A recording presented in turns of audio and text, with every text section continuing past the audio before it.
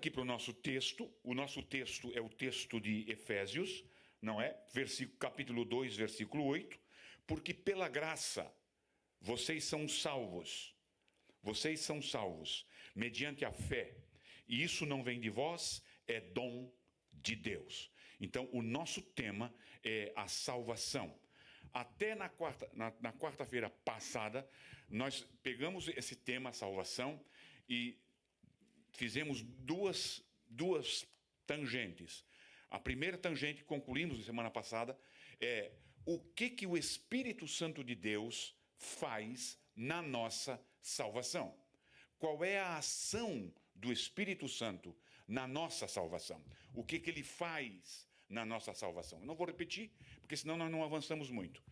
E na semana passada, nós continuamos agora com uma outra vertente, não é? Uma outra linha de pensamento, que é o que é que Deus faz em nós, ou por nós, na nossa salvação. Deus como doador da salvação, e o que acontece em nós como receptor da nossa salvação. E nós iniciamos, e eu dividi isso em 3 pontos, existem outros, mas 3 vai dar uma boa ideia para cada um de nós sobre a nossa salvação. O primeiro ponto que acontece em nós, também por uma ação do Espírito Santo, mas aí já é direto em nós, chamamos de justificação. Para que Deus comece a trabalhar em nós, para que Deus comece a batizar com o Espírito Santo, a trazer para a obra dele, a começar a falar com ele, para que ele comece a desenvolver a salvação. O primeiro passo precisa ser a justificação. A justificação. Por quê? Porque sem justificação, irmãos, nós não temos condições de nos achegar a Deus. O que a Bíblia diz que o pecado faz com nós em relação a Deus? A Bíblia diz que o pecado nos separa. Nos separa. Os nossos pecados fazem separação de Deus. E isso é desde o início. Quando Adão e Eva pecaram, em vez de eles virem ao encontro de Deus, quando Deus chamou no jardim, eles correram, eles se separaram de Deus. E o homem até hoje está separado de Deus. Então, para que haja alguma questão nessa situação, precisa acontecer primeiro a justificação. A justificação. Irmãos, a questão é assim, teologicamente falando, e é claro que Deus é soberano, mas teologicamente, para que Deus ouça o homem, ele precisa ser justificado. Não tem como Deus trabalhar, e é claro que Deus trabalha com a pessoa que não é justificada, mas para fins dele mesmo. Ele chamou o Dário, e o Dário trabalhou para ele. Quando Deus quer, como diz o ditado, até o diabo faz alguma coisa para Deus. Agora, falando aqui de homem, falando de salvação, para que o homem comece a trabalhar com Deus, primeiro, ele precisa ser justificado. O pecado do homem precisa ser sanado. Para que ele possa se achegar a Deus, para que ele possa orar a Deus e para que ele possa fazer alguma coisa por Deus ou para Deus, ele precisa ser justificado. E aí então, nós trabalhamos isso, o que é essa questão?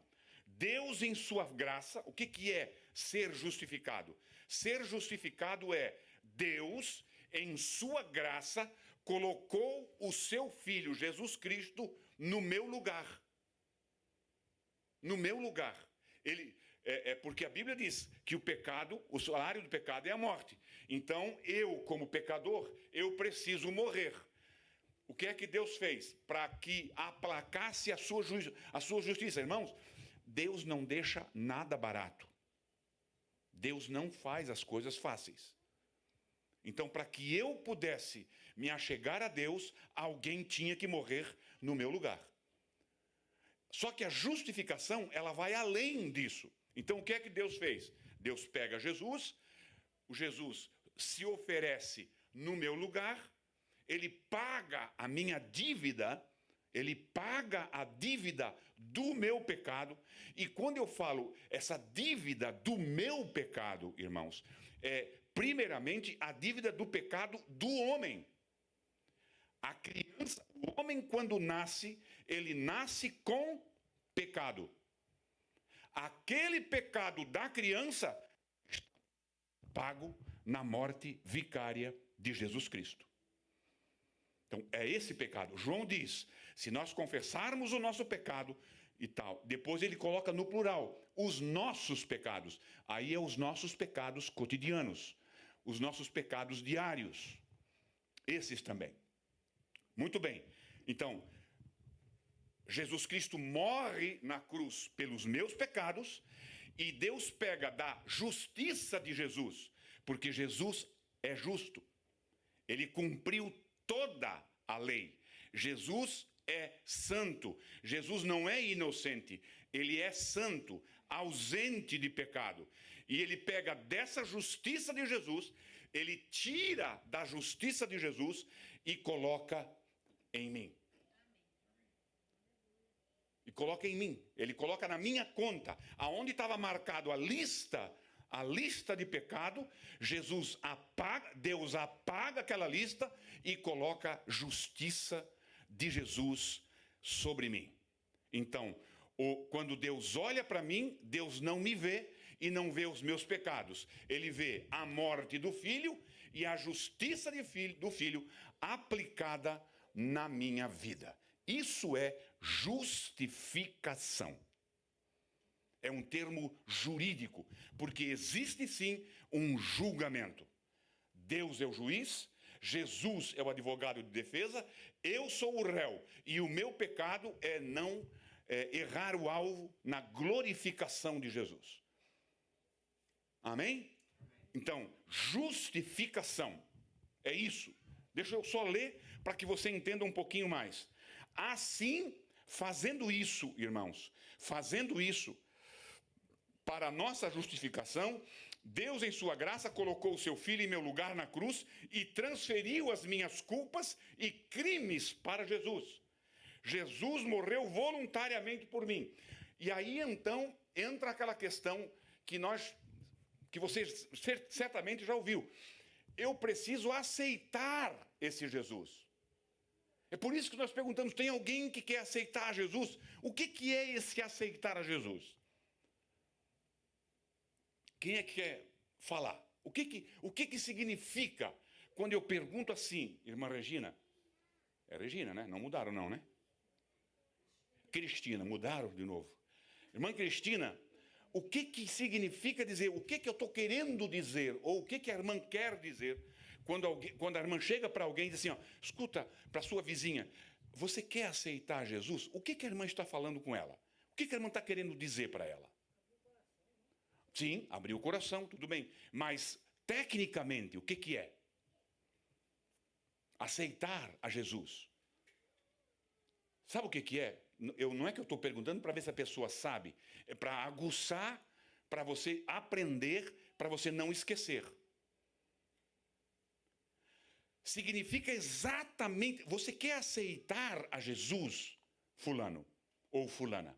O que eu quero dizer com esse aceitar a Jesus? Sim, eu quero. O que é esse aceitar? É exatamente isso. Você concorda que Cristo morreu por você lá na cruz do Calvário e pagou todos os teus pecados por ti e colocou a justiça dele sobre você? Você aceita isso? Aceitar Jesus é isso. É isso que você está oferecendo para a pessoa. É isso que a pessoa está recebendo quando levanta a mão e diz, eu aceito a Jesus. Porque Jesus morreu, irmãos. Se a pessoa aceita Jesus ou não aceita, ele morreu. Então a questão é, quem quer aceitar a Jesus? Eu volta e meia estou dizendo isso. Qual é a diferença minha para do meu vizinho que não é cristão. Eu aceitei Jesus. Eu tenho Jesus. O pecado que eu vou cometer daqui a 30 anos, se eu estiver vivo, não interessa, está perdoado em Jesus. Ele não. Ele não aceita Jesus.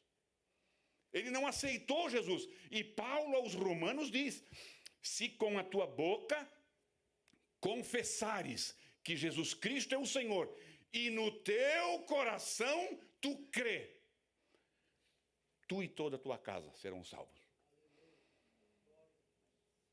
Isso é algo, irmãos, que não tem como, irmã Irene, nós esvaziar falando sobre isso.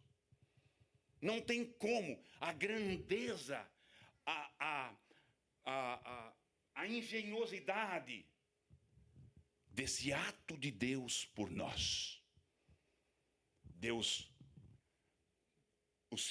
Jesus Cristo entrega a sua vida por mim, e eu, pela fé em Cristo, o aceito.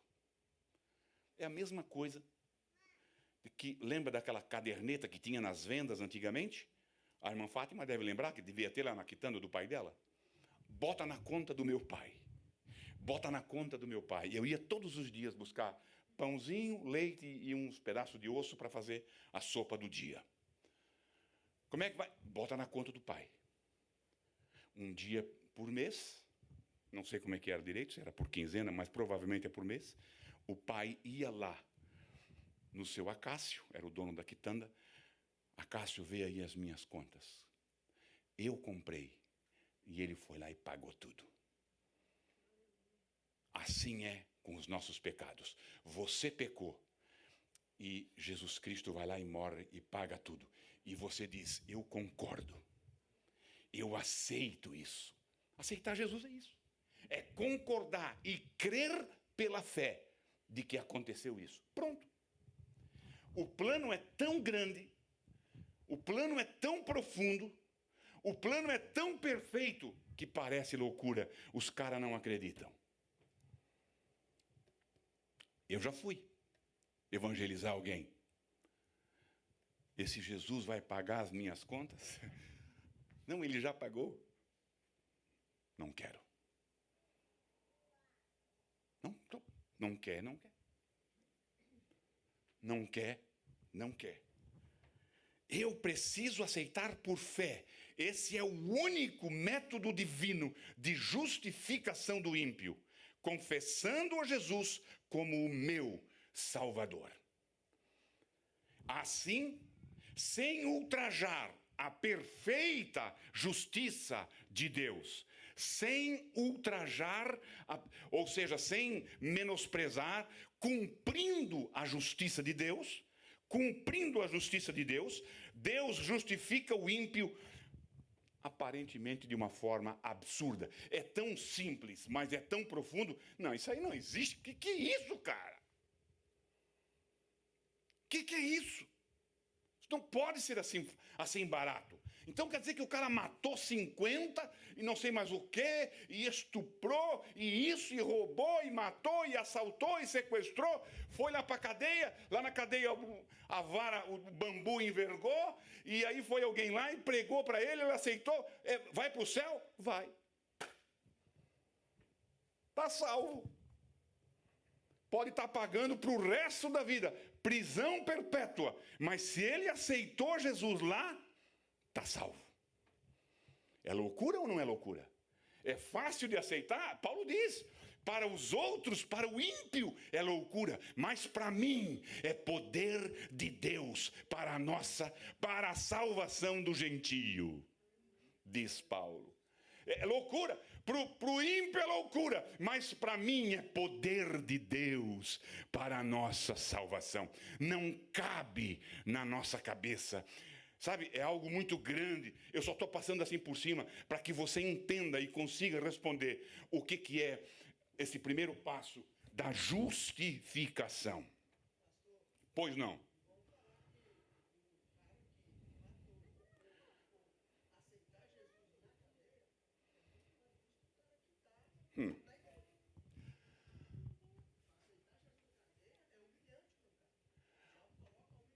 Sim, sem sombra de dúvida. Irmãos, por que nós temos que saber disso? Por que nós precisamos saber disso? Para usufruir disso. Sabe o que é usufruir? Usufruir é você desfrutar disso. É a mesma coisa que você tenha lá 3 milhões de dólares na conta, mas está comendo pão com banha. Você não está usufruindo desse dinheiro. Está rindo, né? Mas é a verdade. Vamos, bota esse dinheiro, tira esse dinheiro de lá, rapaz. Vai comer melhor, entende? Usa o teu dinheiro. Para que nós possamos usufruir, irmãos. Ai, não posso tomar Santa Ceia. Sangue de Jesus tem poder. Ah, não, eu briguei com a minha esposa e não posso tomar Santa Ceia. Sangue de Jesus tem poder. Isso é não saber. Isso é não conhecer o poder da justificação. Amém? Sabe, dava para falar assim algumas horas sobre isso. Mas como eu disse, eu não quero formar teólogos. Eu quero que você saiba o que é. E aí então você busca aí através da tua Bíblia. E então, para mudar de assunto, o último tópico. É evidente que justificar é mais do que perdoar. Jesus, quando a Bíblia diz que Jesus nos justificou, a Bíblia mesmo diz que ele perdoou, mas justificar é muito mais, vai muito mais além do que perdoar. Entende? Eu posso perdoar uma dívida de alguém comigo, mas sempre que eu olhar para ele, eu vou saber que eu tive que perdoar porque ele não pagava mesmo e tal, então perdoei. Vai ser ele matou e foi absolvido, o juiz absolveu, perdoou, mas ele continua sendo um assassino. Justificação vai além disso. Justificação, a Bíblia diz que a pessoa se torna santa. Santo, irmão. Meu Deus, que coisa maluca é essa? Santo, torna-se santo. Pela justificação, o crente é declarado um justo. E não é ser declarado um justo diante de um juiz qualquer. Não. É diante de Deus. É Deus quem te declara, Everaldo, que você é um justo. É Deus. É Deus quem diz, justo. Tens visto o meu justo? É assim que Deus se refere a você. Se você foi justificado, se você creu e recebeu isso pela fé. A origem dessa justificação é a graça de Deus. A base da justificação é o sangue de Jesus. Nós vamos falar sobre isso no culto de Santa Ceia. O sangue. Quando se fala de sangue, não é o líquido. O líquido caiu lá na terra e foi para lá mesmo, ficou lá. O sangue não é o sangue, literalmente. É o que o sangue representa. Por que você não pode comer sangue?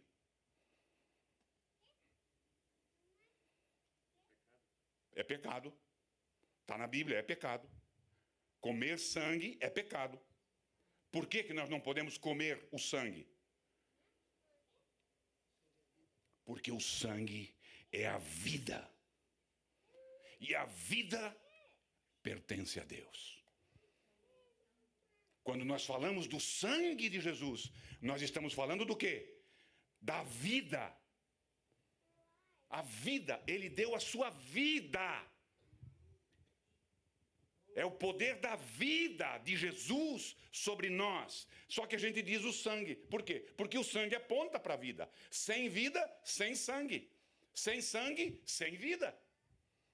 Por isso que o sangue, o que Deus diz para Caim quando vai ao encontro de Caim e perguntando pelo irmão dele? O que Deus fala para ele? Você lembra? Deus requererá o sangue na mão dele. Mas tem outra coisa que ele diz antes. O sangue dele clama diante de mim. Sangue fala, irmãos? Sangue não fala. O que está clamando diante dele? A vida. O espiritual que não morre. Por isso que Deus falou: o sangue do teu irmão clama diante de mim. O sangue é pecado. Está na Bíblia, em Atos capítulo 15, leia lá. É proibido ao cristão comer sangue, chouriço, murcilha de sangue, a carne que não é degolada e tudo isso. Porque está comendo o sangue junto. E o sangue aponta para a vida. E a vida pertence a Deus. Então, a base dessa justificação é o sangue. Irmã Fátima, qual é a dúvida? Não. Mas se o boi é degolado, como nós comemos a carne do boi degolado, é outra história. Não se tira todo o sangue, mas nós degolamos o boi para que haja, degolamos a galinha e tal, não destronca-se o pescoço, entendeu? E na verdade, aquele sangue, aquele vermelho, aquele líquido vermelho da carne, não é sangue, aquilo é uma proteína da carne. Muito bem. Então, voltando para nós concluir e passar para a regeneração. A origem da justificação, qual é? A origem da justificação, o que é? A graça de Deus.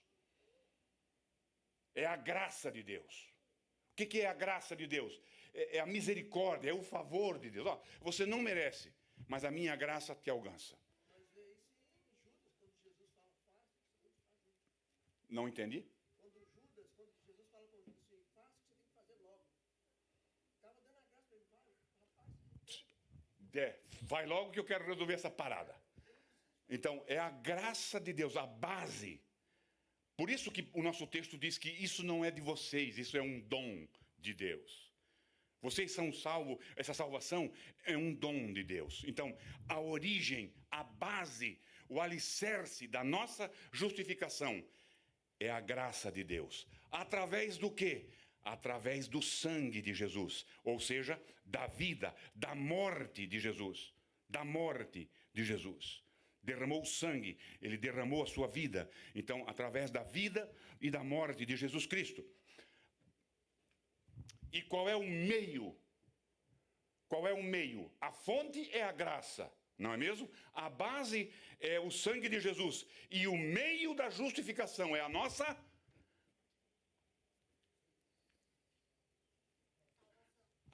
fé. A nossa fé. Eu creio nessa coisa louca. Eu creio.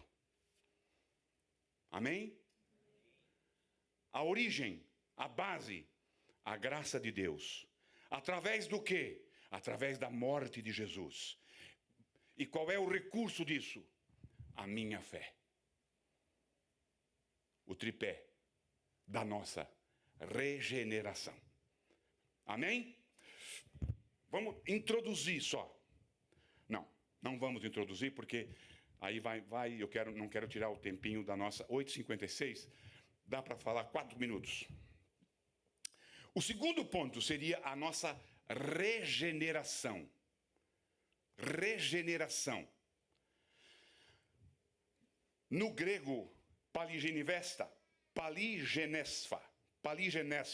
renascimento, regeneração, indica a doutrina bíblica do renascimento. Renascimento. Irmãos, isso aqui é um ensino muito lindo, é um ensino muito profundo. Quando Israel volta do cativeiro babilônico, quando ele volta do cativeiro babilônico sobre Josué e Zorobabel, antes de Neemias e Esdras, não é? Quando volta aquela leva, eles tinham uma missão primordial. Qual era? Construir o quê?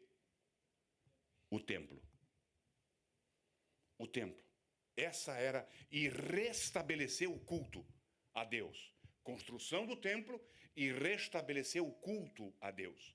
Por quê? Quando Adão peca, irmãos, e comete o pecado e tal, a primeira coisa que morre é o seu espírito. Não é uma morte física. O dia que você comer, você vai morrer. Deus não estava falando da morte física. Deus estava falando da morte espiritual. Espiritual. Então, quando o povo retorna para Deus, porque ali é o retorno para o templo de Deus, qual é a primeira coisa que precisa ser restabelecida? Um ponto de contato entre Deus e o homem. É o espiritual, é o templo. É o templo. Então, quando entra a nossa regeneração, quando nós recebemos a nossa regeneração através da pregação da palavra, como está acontecendo aqui, vamos supor que alguém aqui nessa noite venha a aceitar a Jesus. O que acontece? Acontece essa regeneração. O espírito dele que estava morto, a palavra de Deus é pregada, entra pelo ouvido, na mente, no cérebro, ele calcula essa palavra e essa palavra desce ao coração. Quando eu digo ao coração, eu não estou falando daquele que bombeia o sangue, estou falando do homem interior, do espírito. E lá dentro do espírito do homem, essa palavra, ela imparta, ela coloca o quê? Ela coloca vida no espírito do homem. É por isso que a Bíblia diz que quando nós não éramos convertidos, nós estávamos o quê? Nos nossos pecados. Mortos. Nós estávamos mortos nos nossos pecados. Mas como que estava morto? Eu estou andando por aí, estou comprando, estou vivendo, estou desfrutando da vida, tá? Estou morto? Sim. Morto como? O meu espírito está morto. O meu espírito está morto. Agora, quando eu ouço a palavra, e a palavra pelo espírito desce ao coração, e eu atendo ao clamor dessa palavra, o meu espírito passa a reviver. Ou seja, eu sou um regenerado. Não é grande isso, irmãos? Não é lindo isso, irmãos? Isso é tremendo. Eu passo a ser regenerado. Aí eu não sou mais uma pessoa carnal. Eu me torno uma pessoa espiritual. Espiritual. Regenerado. Eu nasci de novo. Eu estava vivo, o homem estava vivo, morreu e agora nasceu de novo. Você é nascido de novo? É isso que quer dizer. O teu espírito já foi impactado pelo Espírito Santo de Deus e gerou vida no teu espírito? Você já foi? Você lembra de capítulo 8 de João? Não é o capítulo 8, é o capítulo 3, quando Jesus fala com Nicodemos. Nicodemos vem lá, todo cheio de si e tal, aquela questão toda. Ei, Nico, baixa a tua bola aí. Você precisa nascer de novo. E o Nicodemos não sabia o que era isso. Mas como que pode um homem adulto voltar ao ventre materno e nascer de novo? Não. O que é nascido da carne é carne. Mas você precisa nascer do alto. Você precisa nascer do Espírito, que é a nossa regeneração. É algo que acontece, irmãos, num estralar de dedo. Talvez já é demais esse estralar de dedo. Mas acontece nessa sequência, exatamente nessa sequência. A justificação, a regeneração e a santificação. São três coisas diferentes, distintas, que acontecem em sequência num átomo de tempo. Quando ele levanta a mão e diz, eu aceito, bang. Nós vamos continuar na semana que vem, se Deus quiser, ou quando eu for pregar. Eu penso que semana que vem, está todo mundo assim, irmão, escapando da quarta-feira. Não sei se é porque quer ouvir, né? Mas eu estou ali com os meus ajudantes, tá meio complicado. Mas vai dar certo, em nome de Jesus. Muito bem, irmãos. Vamos parar aqui, só essa introduçãozinha sobre a nossa regeneração. E se Deus quiser, na quarta que vem, nós vamos continuar. Eu quero que você fique de pé comigo. Eu quero que você fique de pé comigo. Mais uma vez eu quero dizer assim, ó, se você quiser esse estudo, fala comigo e eu mando esse estudo online para você. E aí você pode depois desenvolver esse estudo, viu? Para você ficar na sua casa. Isso aqui é muita coisa, muito estudo, assim, muita busca e tal. Os textos que está aqui, tudo, sabe? Que você pode buscar na Bíblia, que a Bíblia diz isso. Porque se nós for ler tudo, nós estávamos ainda lá no primeiro passo ainda, não é? Mas é muito importante você pegar, ler, e depois vai na Bíblia, lê na Bíblia. É assim, aí tem um outro texto, e você vai desenvolvendo lá na tua casa, para o teu crescimento espiritual. Eu quero orar contigo.